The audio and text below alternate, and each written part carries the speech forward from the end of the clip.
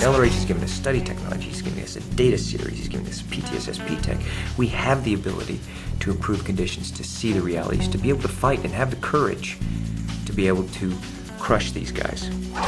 Specifically, psychiatric drugs at the core of all education failures, and which were wreaking violence across American schoolyards. Spelling out the links, he dropped letters in the laps of the 100 most powerful people in media and education. And then again, right to the top. We were able to work with the Food and Drug Administration and talk to them a little bit about this and raise some questions. And sure enough, about 3 or 4 months later, the cover of Time magazine, are we drugging our kids too much? And yes, of course, we are. And we have to do something about it. And that started an avalanche, with legislation in states across the U.S., an outright ban in the U.K., and the FDA finally mandating black warning labels on psychopharmaceuticals. But when it comes to whole track suppression, Mr. Cruise doesn't only hit them at the flanks. Not only has Tom Cruise personally toured more people through CCHR than anyone I've ever known or seen, but he also has gotten people that he knows to do the same thing. Tom is more involved in CCHR than any other Scientologist that I've come across in my 27 years. Oh, I'm going hard at those guys. I'm going to end their reign. You know, these psychiatrists, I've had it. Absolutely had it. It's disgusting to me. We actually have an easier time getting people off heroin than methadone or these psychiatric drugs, and I've worked very diligently to educate people about this. How they can justify it and how it suddenly becomes this reality of it's okay, you know, because other people can't confront it. Psychiatry doesn't work. You look at the things that psychiatry has brought to society. We now are living in a time where we spend over $700 billion a year on education, psych-driven, and where are we? Okay, you know what? Go to guns. I've just had it. Absolutely had it. You know, they can't call it disease because if they did call it disease, they would have to prove, medically what these things are. You know, this whole thing about chemical imbalance. Well, they can't prove any of that. No mercy. None.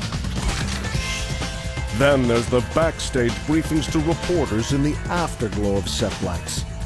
The CCHR on the website. I'm telling you, when you study the history of psychiatry and the effects and who these guys are, it's crimes against humanity. At which point, at least 50 million more were reading why Tom Cruise wants psychiatry outlawed. I remember I was doing an interview with someone, a young lady, and she said, so, I really want to understand who you are. And I said, okay. I said, well, I'm a Scientologist. And she goes, yes, no, but I want to understand who you are. I said, no. You better read about, go read about what Scientology is.